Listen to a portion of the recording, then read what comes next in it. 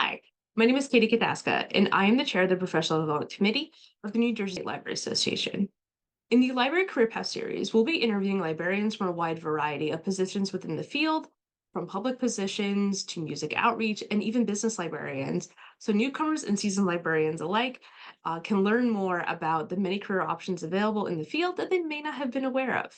We hope you enjoy these interviews, and please like and subscribe to our channel below to help promote the Library Career Path series. Thanks so much for watching this series. We hope you enjoy it. Take care. Okay, so Michael, thank you for being here today for this interview. Our first question for today is obviously we're going to start with an introduction. Can you please give us your name, title, and current place of employment? Sure. Yeah, my name is Mike Andrec. My main gig is with Ukrainian History and Education Center, which is in Somerset, New Jersey, on the northern end near South Bound Brook. I'm actually part-time there, so I actually do some additional consulting, archives-related consulting work for the Shevchenko Scientific Society in New York City. And I don't remember if I gave my title. My title is Archivist. Yes. So I know we discussed earlier that you are not a librarian with a degree, but so our second question I'll fix a little bit. So what inspired you to work in the library field? Did you kind of choose this profession or did it find you? It kind of found me. I was actually in between jobs. I mean, I came from a completely different field. Um, and this opportunity arose, and I've always been interested in history and in my Ukrainian background, and I had a lot of language skills that I grew up with. Uh, so this opportunity arose. At that point, the Ukrainian History and Education Center didn't actually exist as a formally defined institution. We grew out of the Ukrainian Orthodox Church of the USA, which has its national headquarters here. And so there's been a museum and an archives collecting effort going on really since the 1960s here. But it's always been part of the church. And it was only during my time here that we incorporated as a formally separate institution, got our own 501c3, all that stuff. But at that time, it was really just a part of the church. So my interview was with the Archbishop, and we knew each other, and he trusted me, and he knew my skills. So there it was. And it And when was did kind of it, I guess, oh, sorry, go ahead. no. Oh, I was just curious, when did it formally then, after you said you got the 501c3, when did it formally become then an institution that people could visit? Well, I mean, there actually was a museum Oh, okay. under what is now the mausoleum in the basement of below the St. Andrew Memorial Church on Main Street, Easton Avenue, right on the border of Hmm. Somerset and South Bound Brook. That was obviously a horrible place to put a museum, so that was moved out. There has been an effort to build a new museum building, but that's a long story. Hmm. So yes, there has been a public facing side to this really since almost the beginning. Hmm. So that Oh, that's wasn't, cool. yeah. And so our next question then is, so was there something specific that pointed you the direction of becoming an archivist? I, it was partly accidental, partly it seemed like, God, that would be an interesting thing to do. That would be something that I could enjoy doing. Hmm. Um, and it was certainly a change from what I was doing before. But yeah. No, that's cool. I also, we were talking before, you said you were film digitizing. I also found that so fascinating when I was getting my degree. And I was like, oh, this could be something interesting to go to. So hey, I'm not going to rule it out later in the future, but definitely is fascinating. Yeah, digitizing is we have a really big audio collection here.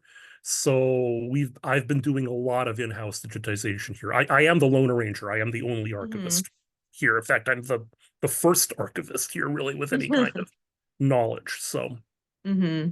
No, that's really cool.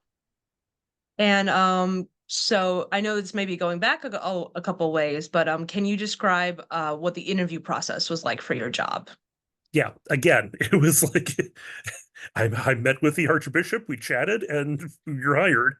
So it was kind of unusual in that, again, this was like essentially a brand new position.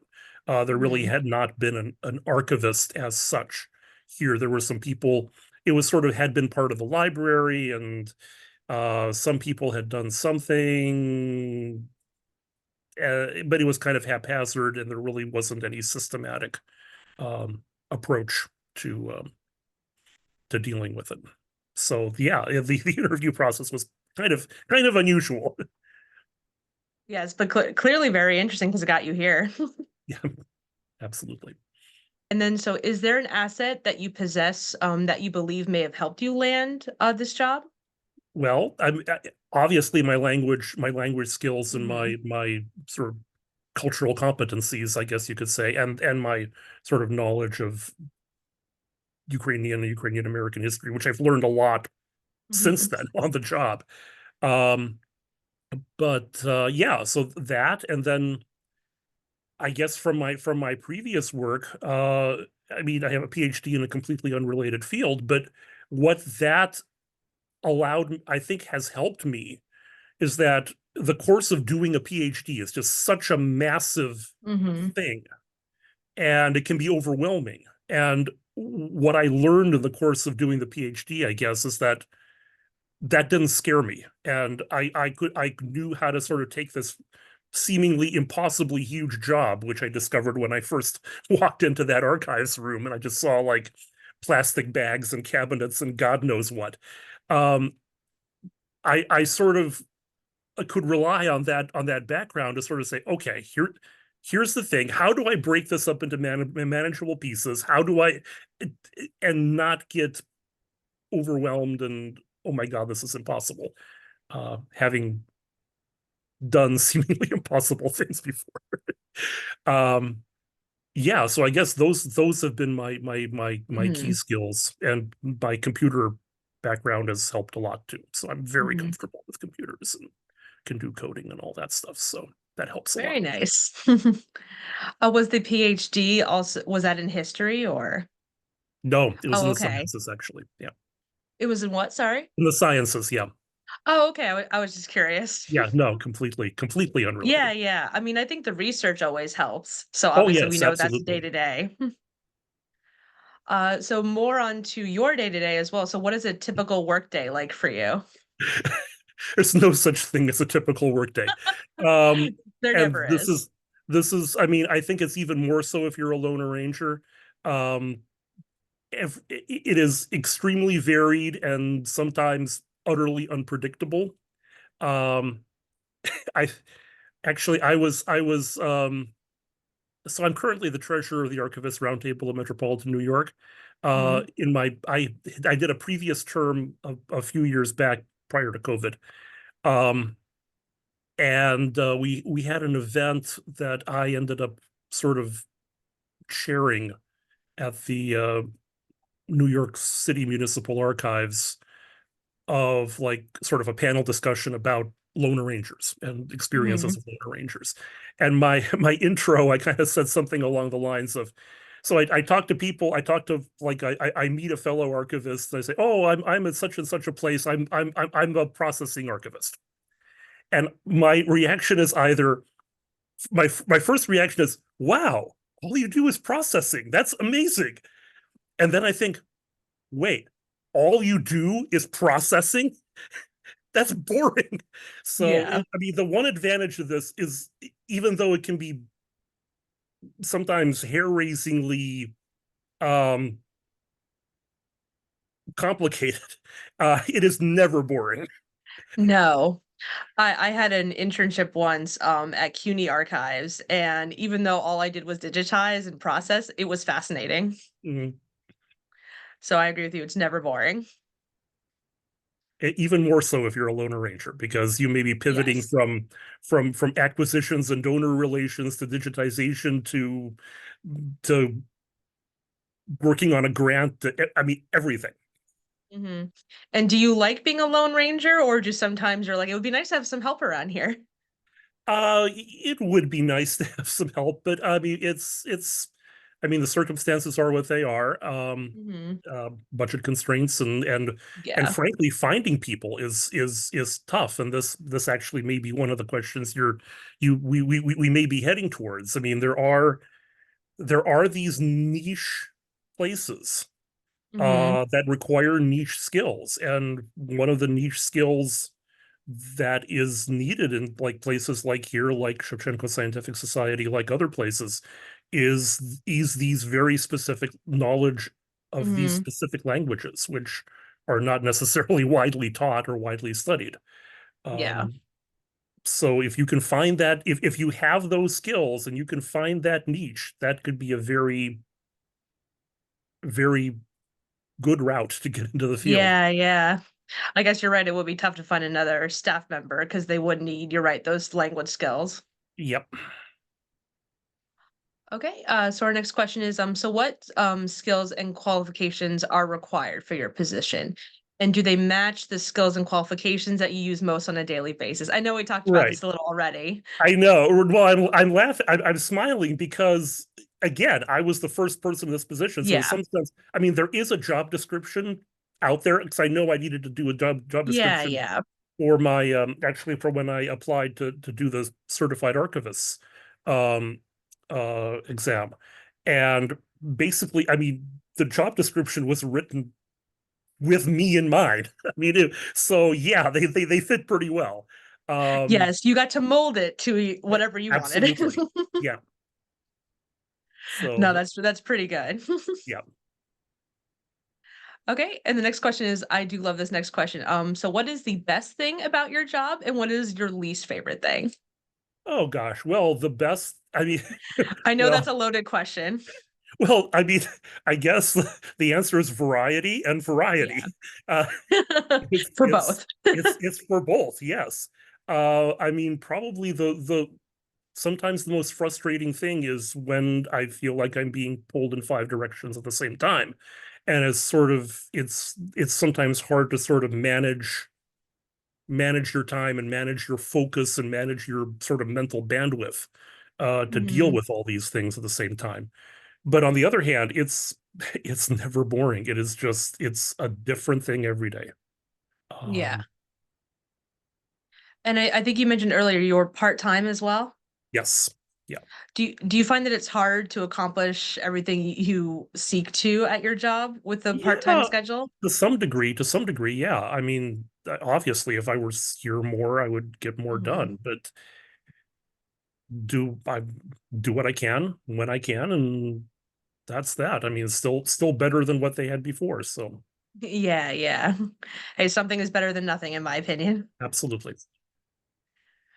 Okay, and this next question is, so what are your salary expectations and does your current job meet them? And I know you're the Lone Ranger, but are there any opportunities for growth in your position? Well, it's part of the, I mean, part of the reason I took the consulting job at the Shevchenko Society. So that helps. I mean, there might be possibilities. I mean, funding is always tight. So I Hmm. don't have huge expectations for, I mean, I'm I'm not going to get a promotion here, right? I mean, there's Yeah, nowhere because for like me to you're go. you're the only one to promote. Yeah, right. So yeah, so that's kind of that is what it is. But Mhm. it's fine. We're Yeah. managing. Hey, as long as you're happy, that's all that Yeah, counts. yeah. And is this if you don't mind me asking, is this your only job or do you have another? No, just those two, Okay. the UHEC and the Shevchenko Society. Oh, Um, okay. yeah. Yeah, I was just curious. Okay, and so what advice do you have for new librarians, library staff, or graduate students about to enter the fields? Again, because I got into the field in such a sideways manner, it's Mm-hmm. really hard for me to give that kind of advice, and especially given the fact that I actually don't have an MLIS degree. Um, I, it, Again, I mean, like I said before, it's if you have a niche skills, exploit it. which is what I did. I mean, that's the biggest thing that's helped me. Hmm. Yeah. And I know we've mentioned tons of times that, like, yes, you are in the library field, but do you ever like look at like the job, what do the job prospects look like for your type of position? Do they seem like there's an upward trajectory, or do you find that archive jobs seem to be limiting? It's hard to say. I mean, I haven't really been looking, so I don't know. I mean, I've talked to people and I've sort of been hearing the general sort of talk, and I my understanding is that things are pretty tight. I mean, it's Hmm. hard to find positions. I mean, it might be a little easier like here in a bigger area where you have New Jersey, New York City. Obviously there are tons of places in New York, but again, a lot of them already have people. They're not necessarily looking to expand. They're not looking. So Yeah. it's not necessarily the easiest, most lucrative career path, but it has its advantages. Hmm. Yeah, I'm sure there's a lot of love in the process. I have a friend who ironically lives in New Jersey but works in New York, and she works in archives and she loves it. Okay, and I think we touched upon this a little bit, but our next question is, so what has been your biggest challenge in this profession? Yeah, I mean that's it. It's being pulled in so many directions and having so many things vying for my attention. That yeah, that's probably been the most challenging thing, and just dealing with what was essentially a whatever a 40-year backlog Hmm. of things that had been accumulated and never. I mean, I remember when I first walked in and started looking through these metal cabinets with these binders of stuff, and I'm just thinking, my every time I would just open a binder, and my first question was, okay, what's the provenance of this? Who created this? And Yeah. because there was no collection level organization at all. And so it was really, I was figuring out on the fly what the what were the collections. Um, Hmm. so I mean that I mean luckily I think I have that mostly under control, but that was definitely one of the big time early challenges. Yeah, I can imagine. So just curious as well, like how did the materials before you got there, were they all donations or were Yes. they? Yeah, that's what I figured. Yeah, so it's either donations or institutional records. So obviously, in addition to the UHEC, I also do some management for the institutional records for the church, which is separate. Those are not public, et cetera, et cetera. Hmm. Um, but so I obviously do that work as well, and we have obviously continue to have a close relationship with the UOC of USA. I mean, the building that I'm in right now is owned by the church. The UHEC doesn't own any real estate, Hmm. so their support is critical to our functioning. Um, so yeah, so it's a combination of church materials Hmm. of sometimes from other administrative jurisdictions, such as the Ukrainian Autocephalous Orthodox Church in Europe. Well, actually, it wasn't just in Europe. It was the bishop was in Europe, but he was administering like continental Europe, Great Britain, Australia, South America. So it was all so all of those records. So when that last bishop died, um, the bishop here in the US kind of took over that administration. And then basically all of those records that had been sitting in Germany actually Hmm. were basically shipped lock, stock, and barrel here. So we have tons of records from like post-war and into the 1960s um, uh, institutional records from that Yeah. from that from that institution. And then people were donating things because especially like in the 70s, 80s, I mean, not many places were collecting Ukrainian material.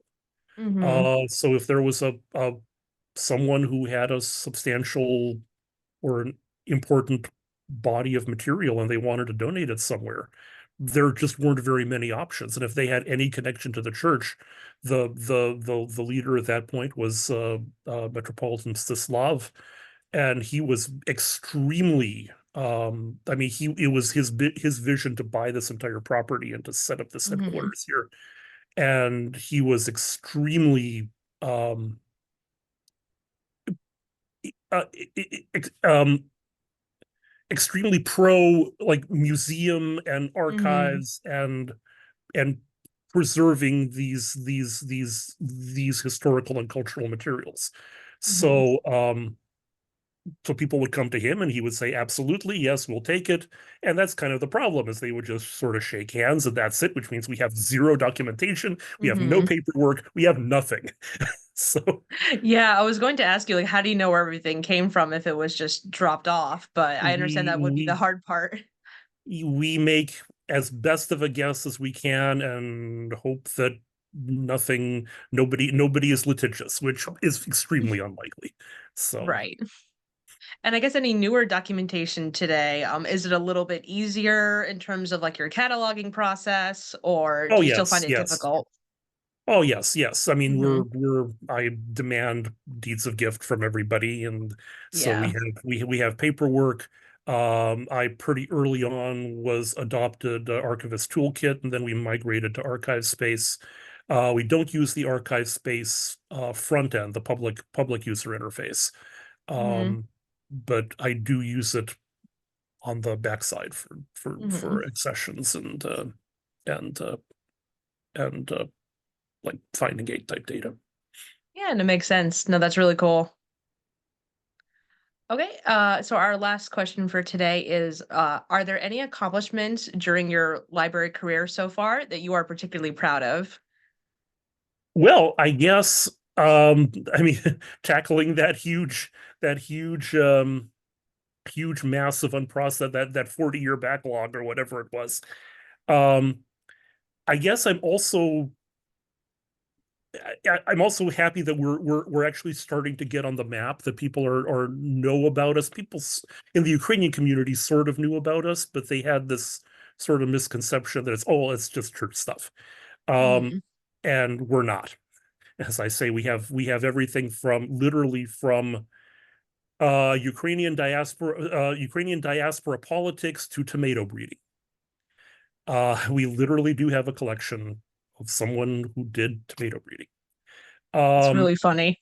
yeah. And then I guess most recently, and actually we're honored that the New Jersey Caucus of Merak, Mid-Atlantic Regional Archives Conference, gave us their innovative archives award or whatever they call it, Hmm. and it was for our response to the full scale invasion of Ukraine. Hmm. Um, Basically, we just pivoted. I mean, I beginning of 2022, I almost stopped my archives work, and switched over completely to like um advocacy and education. And I probably did, I don't know, at least a dozen talks, if not more, at Hmm. various venues, including for NJLA, Hmm. um, sort of about the historical and cultural context of the war, which is not, I mean, if you just listen to the media, you might think, well, it just goes back to 1991 or it goes back to something like that. No, this is centuries. There's centuries of baggage here. I don't remember if I mentioned that we have a large amount of audio material, so Hmm. we have a very extremely varied collection in addition to um, paper-based materials. We have probably one of the largest collections of Ukrainian recorded sound almost anywhere. So Hmm. I've been digitizing that uh, as much as I can. A lot of it is sort of one of a kind uh, Hmm. magnetic recordings, either reel to reel or cassette. And so yeah, that's been one of our major efforts.